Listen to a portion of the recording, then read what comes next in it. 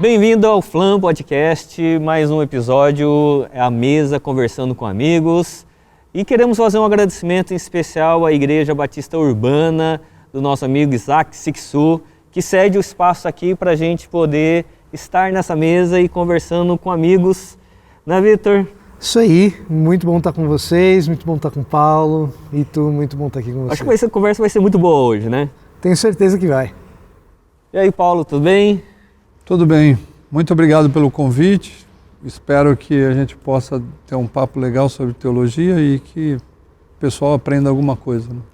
Bom, antes queria conhecer um pouco quem é o Paulo, onde você tem exercido seu ministério.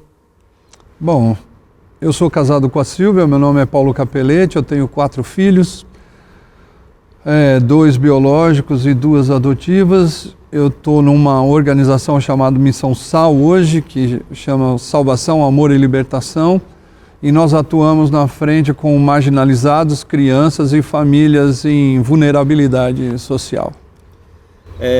E você também tem uma formação acadêmica? Tenho uma formação acadêmica, eu sou mestre em Ciência da Religião, doutor em Ciência da Religião pela UMESP, pela Universidade Metodista de São Paulo.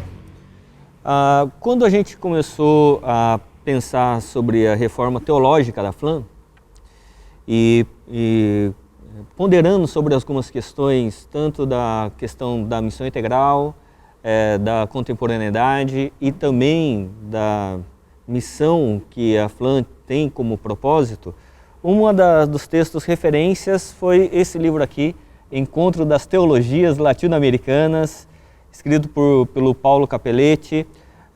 Paulo, antes da gente começar a nossa conversa, o Vitor aqui também vai fazer algumas perguntas.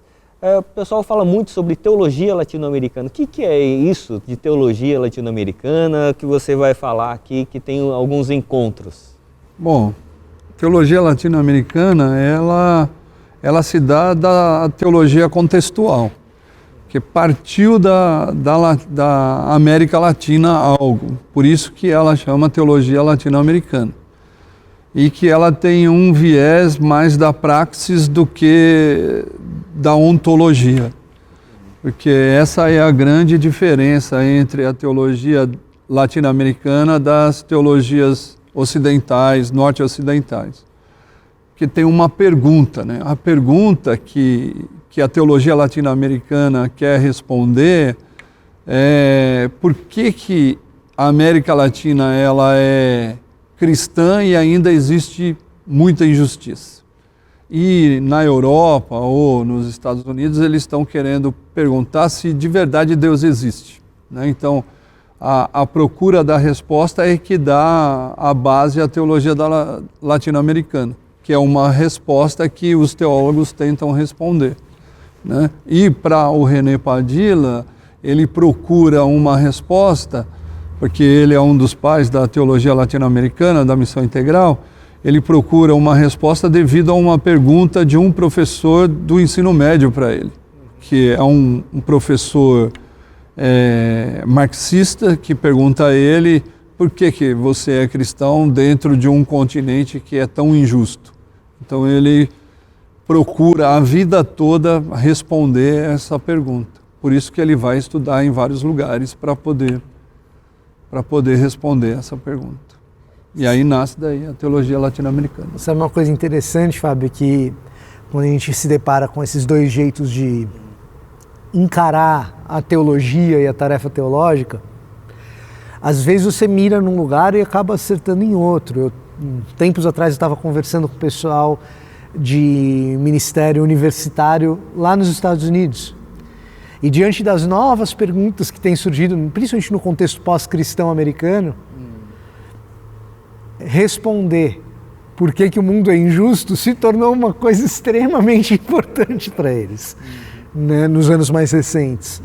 E aí uma parte deles, e pessoal principalmente da InterVarsity, que é o equivalente à ABU nossa, né, tem trabalhado muito com Samuel Escobar, com René Padilla, precisamente para lidar com essa questão de por que as injustiças acontecem. Hoje, quando alguns contextos do norte ocidental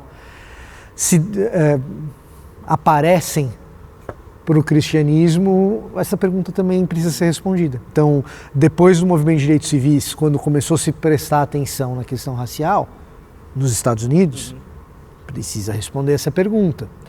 Quando você pega o contexto de pobreza crescente, tanto entre imigrantes quanto entre nativos na Europa, também nos Estados Unidos, essa pergunta também precisa ser respondida. Então, e é interessante que tanto Escobar quanto Padilha, em alguns lugares hoje de ambiente universitário pós-cristão nos Estados Unidos, são consultados por essa peculiaridade deles terem. Agora, tem uma acusação que o pessoal faz às teologias latino-americanas, por esse viés da praxis e tudo mais, de acusar a teologia latino-americana de não ter fundamento, uma construção teológica. Como é que a gente falaria sobre isso?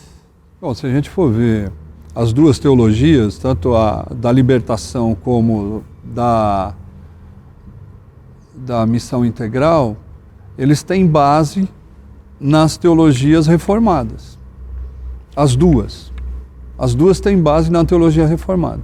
Então não é que não tem base, é que as pessoas que estão argumentando isso, eles não têm um conhecimento profundo do que de verdade é essa teologia ou essas teologias. Entendeu? Quando você vai ao fundamento das duas, ou no ano de início das duas, você vai perceber, ou no desenvolvimento, né, do surgimento, você vai perceber base do protestantismo, muito claro, né? Tanto da libertação como da missão integral. Então eles estão enraizados numa teologia reformada. Então a teologia, tanto da missão integral quanto da libertação, ela tem o mesmo fundamento, sim, mas elas seguem caminhos diferentes? Sim, seguem caminhos diferentes. Na verdade, acontece o desenvolvimento na mesma época, né? Que para mim a teologia da missão integral é quase no mesmo ano que começam a se pensar, né? Mas quando a gente olha para os congressos que estão acontecendo no mundo, desde 1910, Edimburgo e tudo mais, sobre missão, é aí que parte as duas teologias, né? Que vai trazer para a América Latina uma resposta em relação aos pobres que passam por dificuldade na América Latina. Porque é isso que eles querem uma resposta, né? Por que a injustiça? Então, mas aí eles se dividem devido a influências que um tem influência americana e o outro tem influência europeia, né? A teologia da libertação tem uma influência de Genebra, do Conselho Mundial da Igreja. Agora, a teologia da missão integral tem uma influência dos Estados Unidos, porque o René Padilha estudou lá, né? Ele estudou lá, então ele tem a influência norte-americana, queira ou não. Não é essas teologias não são novas em si no discurso, elas são novas na prática, né? Porque o discurso continua sendo protestante na raiz. Eu acho que parece para muita gente que quando se fala em teologia da libertação, eu tive isso na escola, Paulo, no ensino médio, sabe? Quando se fala em teologia da libertação, a gente está falando de uma coisa muito católica. E muito católica no seguinte sentido, vou usar a frase preconceituosa, que é a maneira como isso me foi apresentado lá mais de 20 anos atrás. Mas isso é um jeito que alguns padres deram para poderem ser marxistas. Não tem nada a ver. Apesar da presbiteriana começar a usar um sumário sociológico em 64, está documentado isso, você percebe que a teologia da libertação ela vem antes, entendeu? Mas ela vem antes por quê? Por causa de influência de Paul Lerman na vida do Richard Shaw. Paul Lerman é o pai da teologia da Revolução, e na verdade ele traz isso quando ele sai da Colômbia, porque o Richard Shaw ele sai da Colômbia oprimido pelos próprios missionários da Colômbia e volta para Princeton. E quando ele chega em Princeton, ele encontra Paul Lerman, que é o pai dessa teologia. Então, ele vai dar aula em Princeton para deixar a obra missionária na Colômbia. Por quê? Porque se você lê Surpreendido pela Graça, que é a biografia do Richard Shaw, ele vai construindo a biografia dele e ele diz da seguinte forma: chega um momento que ele tem que sair.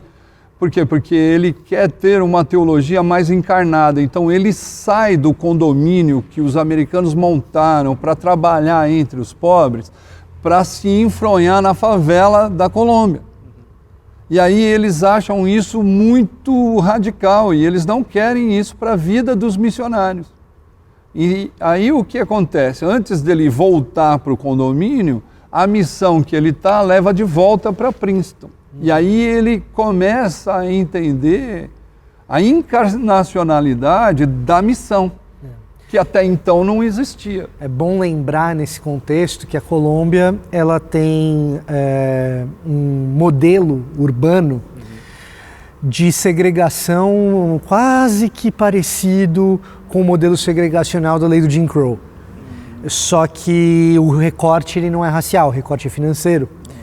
Então, imigrantes tendem a morar num determinado bairro. Imigrante americano, então, tende a morar no bairro dentro do bairro. Né? Então, o expatriado tem um lugar de destaque na sociedade colombiana, isso até hoje, tá? Se você vai como brasileiro trabalhar na Colômbia, provavelmente você vai morar nos bairros de classe alta, que tem inclusive designação de classe de bairro para bairro. Eles se perguntam, você mora no bairro A, no bairro B ou no bairro C? Porque dentro daquela determinada zona, se você mora ali, você pertence a uma determinada casta. Então, pensa do ponto de vista missional, missiológico, o impacto que é o desafio que é você entrar num lugar em que as pessoas são divididas em qualidade de acordo com o lugar que elas estão morando. E de repente tem um cara que vai dizer o seguinte: não, tá tudo errado. E claro, o Evangelho olha para uma situação dessa e diz: não é possível isso. Mas dentro da perspectiva que aquelas pessoas têm de sociedade, vão olhar para o cara e vão dizer: esse é um subversivo. E é mesmo. É um subversivo do bem, mas é um subversivo. Mas ele não deixa de ser presbiteriano. E tem uma questão também importante dentro dessa discussão, que é o marxismo presente na teologia, de forma instrumental. Como é que a missão integral e a teologia da libertação, eles fazem uso dessa instrumentalização? Bom, do marxismo em si, a teologia da libertação usa o instrumental de inspiração marxista. Okay. Porque a maioria dos teólogos da libertação, eles não entendem muito bem o marxismo. Né? O que eles querem é um recorte para avaliar a pobreza e a injustiça em relação econômica da América Latina, nos fundamentos. Né? Isso eu não estou falando de Leonardo Boff, nem Clodovis Boff, nem...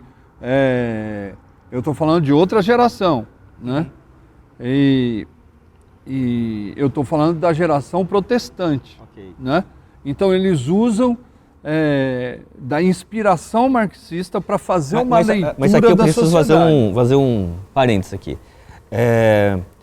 O Vitor falou que a teologia da libertação ele tem mais um recorte católico. Não, você falou, né, é protestante. É protestante. Isso foi o que me foi passado. Que foi passado, né?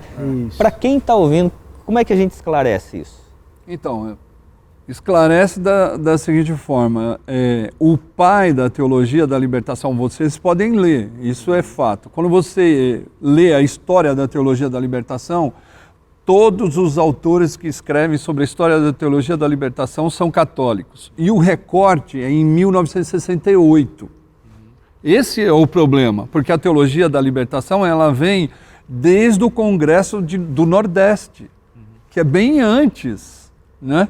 E que também foi elaborado por presbiterianos. Né? Mas o recorte é no Gustavo Gutierrez. Isso, eles fazem um recorte no Gustavo Gutierrez quando ele está ensinando para os seminaristas, e que ainda não é uma teologia da libertação, mas uma teologia do desenvolvimentismo. O Richard Shaw, que é um homem que influenciou muito a teologia da libertação no início, ele foi convidado pelo Conselho Mundial das Igrejas para poder inserir no CELA, que é a Consulta Evangélica Latino-Americana, o ISAL, que é a Igreja Sociedade para a América Latina. Foi nesses encontros protestantes da ISAL que começa-se a pensar que o Brasil precisa de uma libertação econômica, porque ele nunca vai chegar a ser um país desenvolvido, ou a América Latina nunca vai chegar a ser países desenvolvidos. Então o que eles fazem? Eles têm um encontro dentro do CELAS e formulam o encontro do ISAL. E aí eles começam a fazer encontros paralelos. São ecumênicos e protestantes, e Richard Shaw, quando ele é mandado embora, porque ele foi deportado da América Latina, ele convida padres e teólogos católicos para frequentar como ouvinte um congresso que se dá em El Tabo, no Chile, em 1966. E que no mesmo ano está acontecendo também um congresso do Conselho Mundial das Igrejas em Genebra, né? Que é do ecumenismo também. E que em 1966 também Billy Graham está em Berlim fazendo o mesmo congresso. Então, ou seja, os ecumênicos fazendo congressos e os fundamentalistas também fazendo congressos. E aí em 1966 eles discutem os termos que eles vão escrever e defender. E ali tem a raiz da teologia da libertação, em 1966. Êxodo como chave hermenêutica, os oprimidos, que Deus faz opção pelos oprimidos, não é o pobre, mas são os oprimidos, e oprimidos são proletariados e pessoas, e que a oração do Pai Nosso precisa ser respondida aqui na Terra. Então, os temas chaves da teologia da libertação estão em El Tabo, 1966, na Igreja Sociedade para a América Latina. Antes de 68. Antes de 68. Mas já existiu o Congresso Nordestino, né? O Congresso do Nordeste, que foi muito... teve um movimento muito grande, né? Que também católicos participaram disso. Mas lá em El Tabo eles decidiram escrever e defender essas posições. Até então, não existia nada em relação ao marxismo em si, mas existia uma forma. Mas para a gente poder fazer a resposta dessas chaves ou dessas perguntas, que o oprimido seria o agente ou o sujeito dessa teologia, eles precisavam de um instrumental. Então eles começaram a usar o instrumental de inspiração marxista para ler a sociedade. Agora, quando o René Padilla volta e eles decidem num encontro começar a conversar sobre uma outra possibilidade de teologia, o René Padilla escreve: mas a gente não precisa do marxismo para saber que a América Latina é pobre. Porque está todo mundo pobre no mesmo barraco, né? Então não é necessário mais o marxismo para a missão integral. Agora, para a teologia da libertação, desde 60, a presbiteriana usa documentos sociológicos para responder os problemas da sociedade. E tinha as reuniões que eram celas, mas também tiveram as reuniões que eram os CLADs. Isso. Né? CLAD em 69, inspirado pelo encontro de 1966 com Billy Graham, lá em Berlim. E que daí usava outro referencial. Consulta, não é consulta, mas é congresso de evangelização, porque eles estavam preocupados em evangelizar, 69 em Cochabamba. Mas aí já tinha uma cisão muito grande entre ecumênicos e fundamentalistas, que eu explico no meu livro, que o José Miguel Bonino, ele vai falar que tem uma fissura entre ecumênicos e fundamentalista. E eu provo que não é uma fissura, né? Já é um abismo, é uma bifurcação que começa, né? Então vem antes de 69, porque 69 é o primeiro clade, né? Mas vem antes de 69 as discussões, que começam em 61, porque até 1961 todos estavam juntos. Então, peraí. Então você fala que há um abismo entre essas duas perspectivas. Sim, a missão integral e... Isso. Não, na verdade, fundamentalistas e teologia da libertação. Existe um grande abismo. E as aproximações? As aproximações são muito claras, que eu deixo no meu 4º capítulo, claras as aproximações. São aproximações de termos, mas não de discurso, né? E não de pensamento. Então, que nem a teologia da libertação, ela é encarnacionista. Então, é muito claro que ela é encarnacionista. Porém, ela tem uma ideia de mudar a sociedade para mudar o homem. Então, eu me enfronho na sociedade para mudar a sociedade, para que essa sociedade transforme o homem. Isso é encarnacional. Agora, a teologia da missão integral, não. Ela crê na conversão humana que vai fazer com que a sociedade se transforme. Então, essa é uma grande sacada das duas teologias, mas elas são encarnacionistas. Porque a história é importante para a teologia da libertação. Tanto é que Hugo Asman, que é um dos pensadores da teologia da libertação, ele fala assim, nós temos uma outra Bíblia, a história. E o Gustavo Gutierrez, ele faz uma chave muito importante para a teologia da libertação, porque ele fala assim, não, a teologia, ela é o segundo ato, porque o primeiro ato é a história, né, da teologia. Então, essa é a diferença, né? E então, eles usam da Bíblia para justificar os problemas. Agora, isso é a praxis da teologia da libertação. A praxis da teologia da missão integral a praxis, ela é escrava da palavra. Okay. Entendeu? Porque isso é papel lá da reforma. Né? Então, a praxis, ela é escrava da palavra. Então, parte-se da palavra para poder fazer alguma coisa. E não se usa da palavra para justificar o meio. Então, essa é uma diferença. E também outra, né? A teologia da libertação tem Deus pobre, mas a teologia da missão integral tem Deus que é homem. Então, é diferente um Deus pobre de um Deus homem. Então, Deus pobre vai olhar só para os pobres. Deus homem vai olhar para toda a humanidade. Né? A chave, ou o agente, o sujeito da teologia da libertação é o pobre.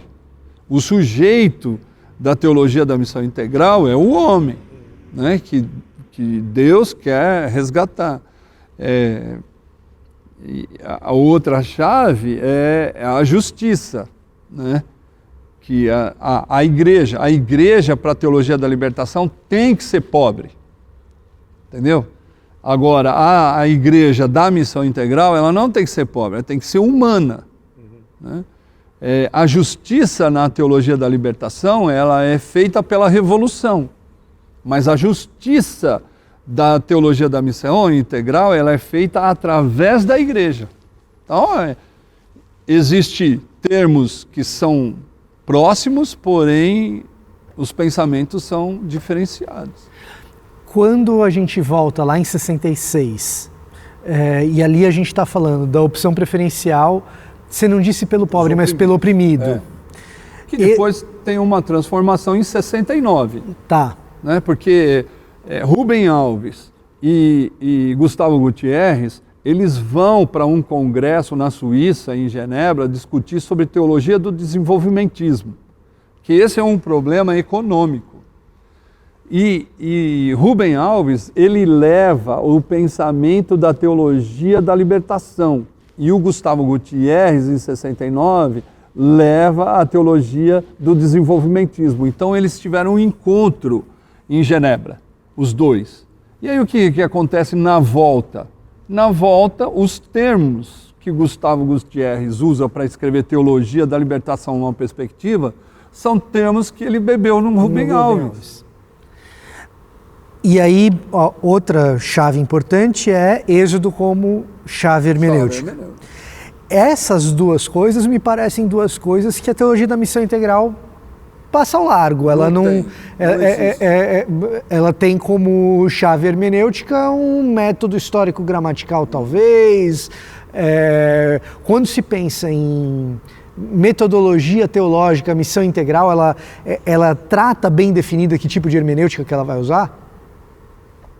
Ela tem, eu falo sobre a hermenêutica, ela tem 4 passos a hermenêutica para a teologia da missão integral. Mas a resposta está no Pai Nosso. Porque ele diz, venha o teu reino, seja feita a sua vontade, aqui na terra como é feito lá no céu. Então a pergunta que tem que ser feita é uma pergunta que transcende, que a gente tem que perguntar para o céu. Então lá no céu todo mundo come, então aqui também todo mundo tem que comer. Lá é justiça, né? Justiça. Lá no céu todo mundo veste, então se todo mundo veste lá, aqui também tem que vestir, né? Então, por isso que eles entram na praxis. Perfeito. Porque o céu dá uma resposta que aqui na terra não tem. Então, quando a gente fala daqueles 3 elementos que estão em 66, a gente está falando de opção preferencial pelo oprimido ou pelo pobre, o livro de Êxodo como chave hermenêutica, essas duas coisas estão só na teologia da libertação. A terceira coisa, que é o Pai Nosso presente aqui e agora, tem nas duas. Tem nas duas. Tanto na teologia da libertação quanto na missão integral.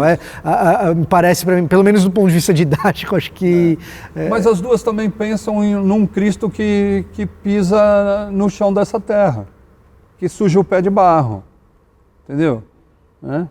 A última vez que eu trouxe René Padilha para São Paulo, ele conversou sobre justiça, né? E todas as falas dele estão muito nos meandros da justiça. E ele diz, enquanto não tiver equidade, não existe justiça, né? Enquanto não houver amor, né, que de verdade é a propensão da justiça, e entender de verdade o que é o amor que o Cristo dá, quando ele fala, não, vocês têm que amar uns aos outros como eu vos amei, e não é amar o próximo como você se ama, né, que é totalmente diferente, né? E também outra, o teólogo da libertação, José Comblan, ele vai dizer que a gente não pode departamentalizar como está sendo depois da modernidade. Não, você ama a Deus, você ama o próximo, você ama a si mesmo. Não, esse tripé de amor acontece ao mesmo tempo, né? Ao mesmo tempo. Então é algo que a gente precisa entender. E o René Padilha é muito claro que o amor é a propulsão da justiça quando eu entendo que o próximo tem que comer, o próximo tem que vestir, o próximo tem que ter dignidade. Tem um teólogo, filósofo mais do que teólogo agora, é até pré-candidato à presidência dos Estados Unidos, que é o Cornel West, independente, ele não tem a menor chance de ganhar, mas são aquelas coisas que o Cornel West ele fala, que justiça é o nome que o amor ganha quando ele está na esfera pública. Lembra um pouco essa ideia. O Clodovis Boff, que você citou atrás, ele vai escrever um livro 2 anos atrás, fazendo um divórcio com a teologia da libertação. Ele, por muito tempo, ele advogou a teologia da libertação, mas ele faz um divórcio por entender que um erro da teologia da libertação foi ter colocado o pobre no lugar de Cristo. E aí ele faz esse divórcio por meio desse livro. Agora, como é que a igreja que tem o Cristo dentro da realidade como nós temos de injustiça ainda desde 60, 70, a injustiça ela continua e tem aumentado. Como é que a teologia da missão integral, que é a opção que a gente tem feito, ele traz benefício para o olhar e para a prática da igreja? É porque muda toda a concepção do protestantismo só cognitivo, né? Porque nós, protestantes, por muito tempo, nós pensamos só numa conversão cognitiva. Só você entendeu o Evangelho e você está salvo. Mas não é isso. Porque a palavra crer no Evangelho, é uma palavra de termo econômico, não é uma palavra de crer só cognitivamente. Se eu creio, eu invisto a minha vida toda. Então, quem crê vai investir a vida toda no Evangelho. E aí, a igreja que assume a missão integral como base da vida dela, ela tem que ver o ser humano como um todo e não só a alma, né? E René Padilha é muito claro em dizer, né, que a gente não está preocupado em encher o céu com almas, né? A gente está preocupado em encher o céu com gente. E tem um professor, eu tive um professor que dizia assim, não, quem cuida de alma é o cemitério e quem cuida do corpo é o IML. Agora a missão integral, ela cuida das duas. Então, a gente precisa entender que Cristo, por estar encarnado, ele dá uma nova vida para o ser humano em todos os sentidos, seja físico, emocional, espiritual. Então, quem abraça a teologia da missão integral precisa trabalhar de uma forma holística na vida de um ser humano. Esse é um você ponto... também não está preocupado com a quantidade, né? Esse é um ponto importante, porque talvez algumas pessoas façam reducionismo da missão integral apenas na questão social. Não. A missão integral tem outras preocupações também, né? Sim, a proclamação a proclamação do Evangelho é uma das bases da teologia da missão integral, mas a responsabilidade social da igreja também é outra base, né? E o Samuel Escobar, quando vai falar sobre responsabilidade social, ele diz no seu discurso de Lausanne 74 que a igreja tem que ter duas asas para voar, a proclamação do Evangelho e a responsabilidade social. Se nós estamos proclamando o Evangelho, mas nós não estamos tendo responsabilidade social, então tem alguma coisa errada com o nosso Evangelho. Não é o Evangelho, é um falso Evangelho. Então, o que passaram para nós nesse evangelismo dos anos 20 até agora são evangelismo cognitivos. Né? Tanto é que livros sem palavra, as 4 leis espirituais, a cadeira que cola a pessoa, tudo isso são questões que levam a pessoa a entender cognitivamente que ela tem um pecado. Mas o pecado maior é a injustiça. E Samuel Escobar, no livro Responsabilidade Social da Igreja, ele vai dizer, se um empresário se converte e ele não muda o salário dos seus empregados, ele não se converteu. Se um soldado que ele leva a Bíblia no seu pelotão, mas ele oprime o preso, ele não se converteu. Não tem conversão, entendeu? Então, a ideia de responsabilidade e conversão genuína, ou conversão genuína, está muito clara nas atitudes que a pessoa vai ter.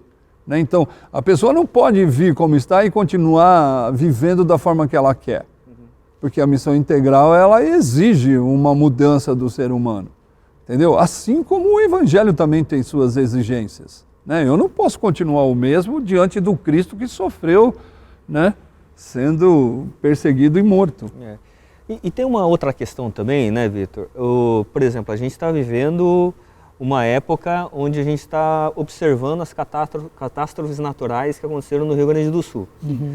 A missão integral tem alguma coisa a ver com isso também? Nesse sentido, eu acho a formulação missiológica que a missão integral faz mais feliz do que a teologia da libertação de maneira geral. Por quê? Quando a gente pensa nessas... Tem o tripé da oração do Pai Nosso, do livro de Êxodo como chave hermenêutica, da opção preferencial pelo oprimido ou pelo pobre. Quando você pensa nesse tripé, e a teologia da libertação acaba trabalhando muito com Êxodo como chave hermenêutica e principalmente com a opção preferencial pelo pobre, a resposta que se dá, ela é uma resposta, como o Paulo mencionou, de viés econômico. A missão integral, quando ela passa a pensar na missão da igreja, e isso é fundamental, é missiológico. A missão integral, quando ela passa a pensar na missão da igreja, principalmente naquela fórmula de o evangelho completo, para o ser humano completo, para todos os seres humanos, para a completude dos seres humanos, esse viés cósmico que a missão integral tem é muito mais do que meramente economia. Sim. Então, o que acontece? A missão integral tem algo a dizer sobre a restauração que Deus provoca ou trabalha para que a gente chegue na Nova Jerusalém e faça esse exercício ético formal que o Paulo sugeriu. Quando eu estou chamando de exercício ético formal, o que eu estou querendo dizer com isso? Isso é uma coisa que vem do Kant, tá? E aliás, isso é uma outra coisa que tanto Teologia da Libertação quanto Missão Integral tem. Tanto Missão Integral quanto Teologia da Libertação tem uma âncora moderna, da modernidade muito forte. Os dois têm. Uma âncora na modernidade muito forte. O que o Kant tenta fazer quando ele fala de ética? O Kant ele tenta providenciar um sistema formal de ética. Eu não vou lidar com conteúdo, Fábio. Eu não vou lidar com conteúdo, Paulo. Eu vou fornecer um modelo que você vai encaixando o conteúdo e conforme você encaixa o conteúdo, você tem uma resposta. É ético, não é ético. Ele faz isso principalmente na crítica da razão prática com imperativo categórico. Então, se a sua máxima pode ser aplicada por todos os seres humanos, ela é ética. Qual é a máxima? Isso é o conteúdo, é você que vai dizer, né? Mas ele aplica uma formalidade. A Missão Integral e a Teologia da Libertação, quando elas vão fazer uso da oração do Pai Nosso para delimitação daquilo que se pode fazer ou se deve fazer, ela está fazendo o mesmo tipo de movimento. Aquilo que se está procurando fazer é algo que se observa na Nova Jerusalém ou no céu. Se se observa, é ético. Se não se observa, não é ético. É um movimento é o mesmo tipo de imperativo que está se buscando construir. Com uma diferença entre Teologia da Libertação e Missão Integral. Como a Missão Integral ela pega a oração do Pai Nosso e pega os dois outros elementos do tripé e fala, olha, a gente não precisa disso, ela se vê num tipo de liberdade na hora de construir essa ética, que é o seguinte: eu penso naquilo que vai existir na Nova Jerusalém em todos os sentidos, não apenas no econômico. Sim. Então eu vou pensar no aspecto ambiental, eu vou pensar nas relações interpessoais. Eu não preciso, por exemplo, vamos lá, quando a gente fala da questão ambiental, isso fica muito claro. Poxa vida, será que a Teologia da Libertação tem algum aporte para a questão ambiental? Pode ter. Vamos olhar no referencial... Vamos olhar no referencial marxista o que a gente pode pensar a respeito de economia para então pensar a respeito de ambiente. E o Leonardo Boff e o Rubem Alves também, nos anos mais recentes, foram caminhando essa trilha. Na Missão Integral, você não precisa disso. Na Missão Integral, você já pensa assim, o que Deus fez e pensa a respeito de criação? O que a Escritura traz a respeito da criação?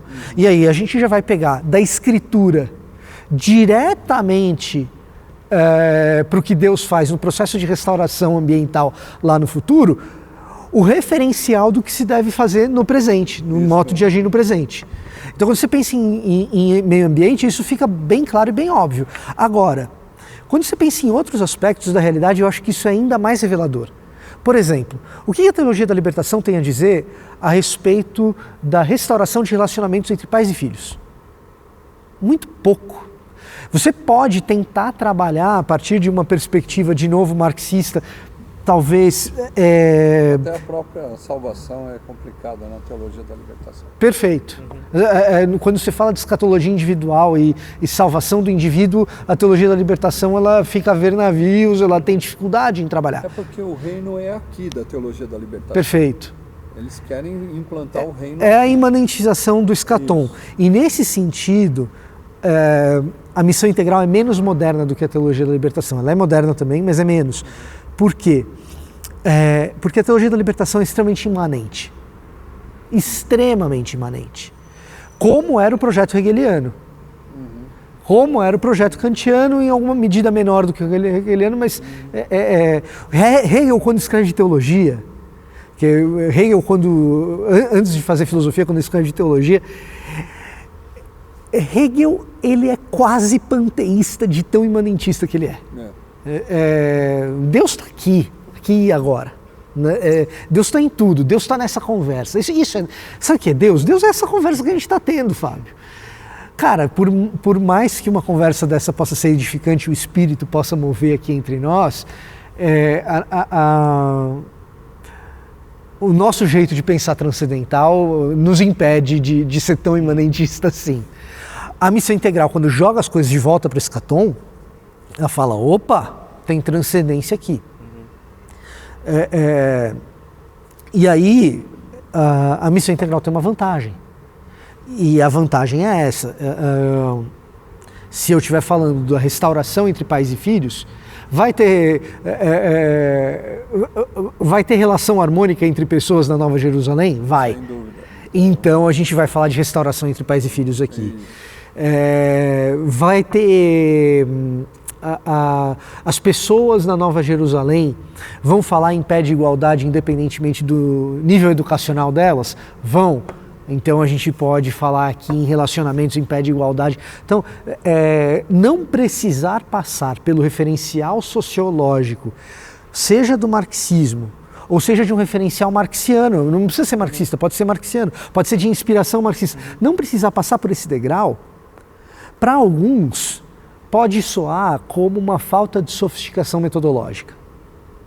Mas me parece uma vantagem teológica brutal, principalmente porque para a praxis teológica é necessária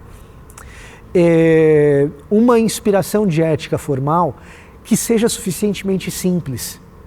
O imperativo categórico, por que o imperativo categórico causa uma revolução copernicana na história da filosofia? Porque em toda a complexidade do Kant, o imperativo categórico é simples. O imperativo categórico ele fala o seguinte, olha, existe um jeito de pensar ética que qualquer pessoa pode fazer. Você não precisa ler Crítica da Razão Prática, nem Platão, nem Aristóteles, para agir eticamente, se o que você tem em mente é o imperativo categórico.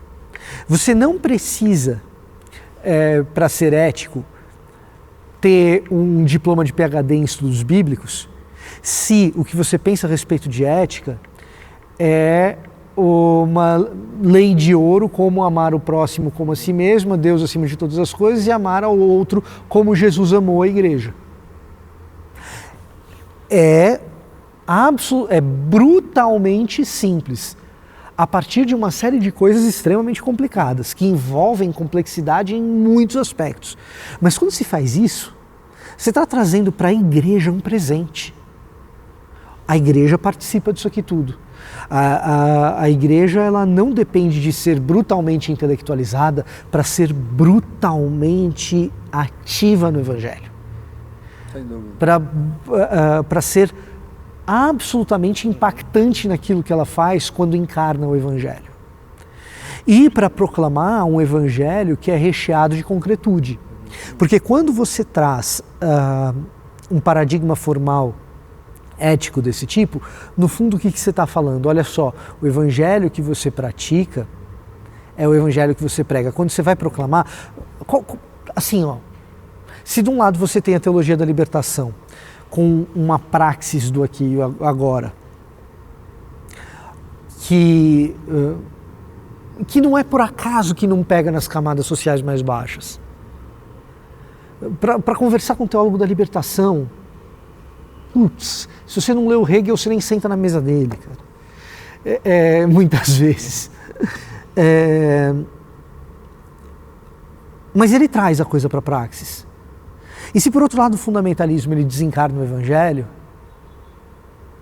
a missão integral está dizendo o seguinte, olha, o Evangelho que a gente prega, ele pode ter as 4 leis espirituais, não tem problema. Mas se tiver só as 4 leis espirituais... Esse é o problema. Se tiver só as 4 leis espirituais, é um papo abstrato. Amigo, o que você proclama? Você vai a principal acusação que a Missão Integral tem do pessoal mais conservador é que cadê a proclamação do Evangelho? Não tem tem que ter pregação do Evangelho. E a Missão Integral ela vai dizer o seguinte, tá bom, qual que é o Evangelho que tem que ser proclamado? Que negócio é esse? Eu posso ser crítico do Escobar, do Padilha, em N aspectos, mas o que eles estão trazendo de volta para a mesa é o seguinte, quando os discípulos de João Batista foram perguntar para Jesus se ele era de fato o Messias, o que Jesus respondeu? Mateus 11, 4-6. Um monte de coisa concreta, que é boa notícia para sair contando por aí. Evangelho é boa notícia para contar, tem que proclamar evangelho, tem que proclamar boa notícia para salvação, para soteriologia também. Mas vai contar o quê? Que boa notícia tem que contar? Tem que ter coisa concreta. Então sai de uma coisa formulaica abstrata e traz para o chão da vida. Para o chão da vida. Você prega o Evangelho. Fábio, você lembra do dia que Jesus falou diferente com você? Quando Jesus fez diferença. Então você pega e conta.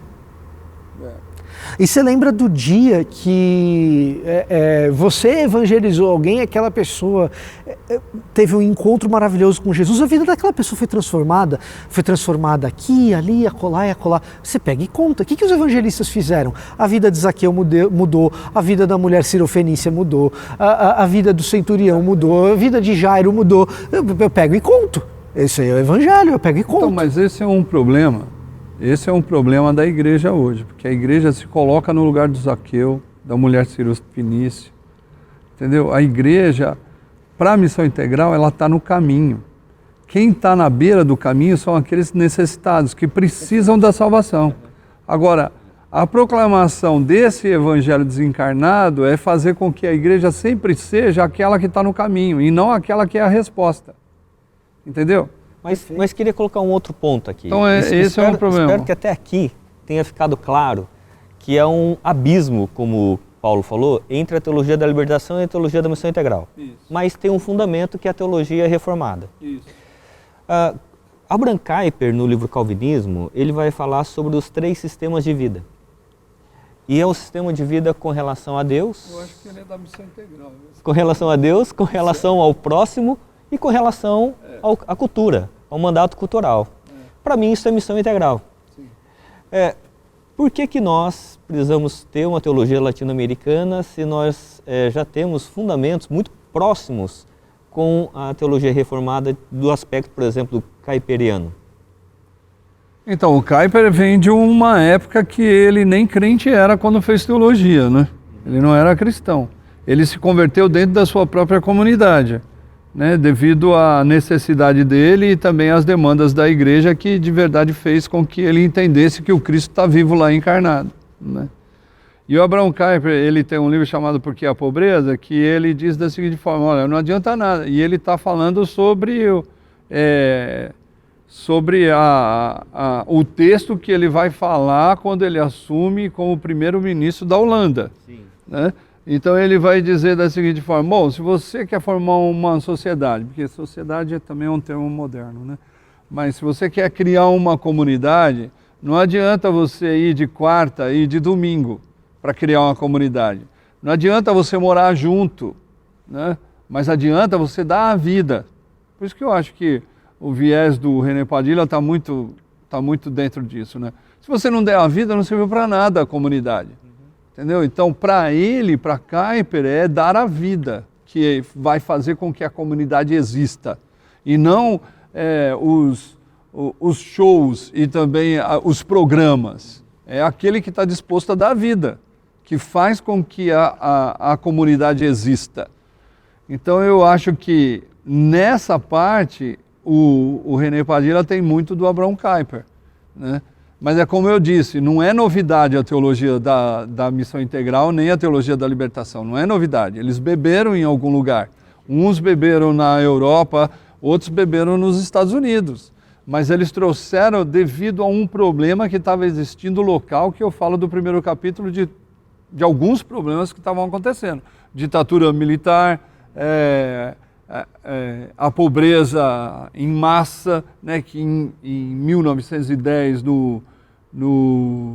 no Congresso de Panamá e depois teve outro em 1925 em Havana, que eles vão decidir que eles não vão mais trabalhar com pobres, mas eles vão trabalhar com classe média alta. Então, em 1925, eles decidiram que os pobres não vão ter acesso ao Evangelho. É essa parada. Aí nasce várias escolas, que uma delas nós estudamos. Mas é essa situação que deixa o pobre fora do arraial da igreja. Entendeu?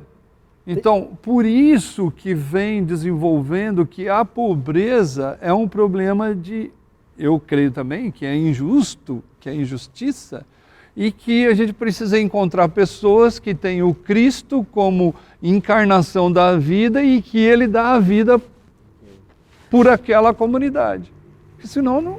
Tem uma coisa, Fábio, que eu acho que assim, existe uma distância muito grande entre o que é teologia discutida entre acadêmicos e teólogos e as coisas que acontecem em congresso missionário e fundamentalmente as coisas que acontecem no ambiente da missão transcultural. A missão integral, e quando você pega o Padilha e o Escobar, e quando você pega Lausanne em particular, a gente está observando uma reação a um tipo muito específico de missão transcultural que foi feita durante muitos anos. O Kuyper... É que eu tenho uma crítica gigante em relação a isso. O Kuyper, ele está numa outra conversa, com outro momento da história, conversando com outras pessoas. E no fundo, as duas conversas são importantes e necessárias. Então, quando você tem uma missão transcultural, que o missionário está vindo de um outro país, geralmente, hoje não mais, mas durante o século XX sim, século XIX também, vem de um país desenvolvido. E nem sempre com uma antropologia missionária muito bem feita.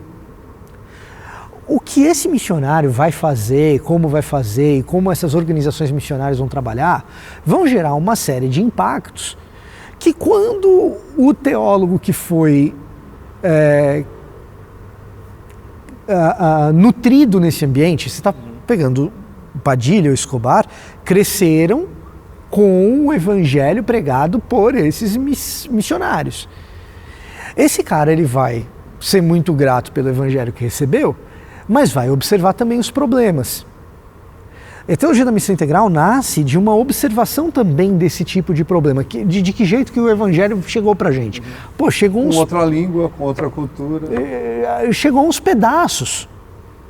É isso. Então, a teologia da missão integral, ela não é necessária por ser inovadora, ela é necessária porque ela estava respondendo a um tipo de anseio que quem vai num congresso missionário de missão transcultural talvez tenha mais habilidade de perceber por que essa conversa é necessária do que quem está sentado numa semana teológica de seminário, que são coisas diferentes. Por outro lado, a gente também tem que identificar que existe uma conversa sobre o desenvolvimento tanto da missão integral quanto da teologia latino-americana no início, quando ela está aparecendo, Escobar e Padilha, que a gente estava falando aqui, década de 60 e 70, e a influência das teologias contextuais e da necessidade de teologias contextuais a partir da década de 80, 90 e anos 2000. Que essa sim vem do banco da escola. Então você tem nas universidades norte-americanas e europeias uma atenção extra para o desenvolvimento das humanidades nos seus contextos globais. Não estamos falando só de teologia, a gente está falando das humanidades. E começa, então, se existe teologia negra, precisa existir também teologia africana. E então precisa existir também a teologia asiática. E então precisa existir também a teologia latino-americana. E então, a partir das décadas de 80, 90 e anos 2000, começa a surgir um outro jeito também de enxergar esse método teológico que não nasce da missiologia como a missão integral nasceu. Nasce de uma necessidade de banco de escola. E às vezes essas coisas se confluem, às vezes essas coisas se separam e geram uma série de ruídos e também de reações. Então a gente tem que saber a que é que a gente está reagindo também muitas vezes. A teologia latino-americana, ela não é simples, especialmente a de hoje. Tem muita coisa aparecendo que apareceu dentro do ambiente acadêmico de gente que nunca pisou no chão missionário. E tá tudo bem se o cara fizer a coisa direito lá, né? Mas que não é mais aquela coisa, aquela resposta que o Samuel Escobar queria dar. A resposta para a missão para René Padilha é onde tem necessidade, ali é um campo missionário. Porque é muito prática a teologia da missão integral. A gente vai ter que responder essa pergunta num outro podcast. O que é teologia latino-americana hoje? Como você terminou falando. Como é que a gente agora traduz para a contemporaneidade? Quero agradecer, Paulo, pela nossa conversa. Sentar e começar a conversar com o Paulo, a gente não para. O Paulo foi pregar na minha igreja ontem, aí a gente foi almoçar. Aí sentamos à mesa, ficamos conversando, daqui a pouco vem o garçom e falou assim, olha, a gente fecha o restaurante 4 horas. Então tá bom, vamos fechar a conta. É que a mesa é nosso lugar. Né? Exatamente. A mesa é não para. E esse livro, quero recomendar esse livro fortemente, Encontros das Teologias Latino-Americanas. Esse livro, ele foi tão importante, tem sido tão importante, que eu comprei um livro para cada professor, para todos os professores da FLAM, para que a gente possa compreender de fato a relação entre teologia latino-americana, teologia da missão integral, teologia da libertação, os aspectos também do marxismo. Esse livro aqui, ele vai trazer muita coisa boa, muita reflexão e de um homem que vive isso, né, Paulo? E eu queria que você dissesse como é que o pessoal pode comprar esse livro, onde eles encontram, como é que... E você falar um pouco desse livro, finalizando aqui, por que você resolveu escrever esse texto?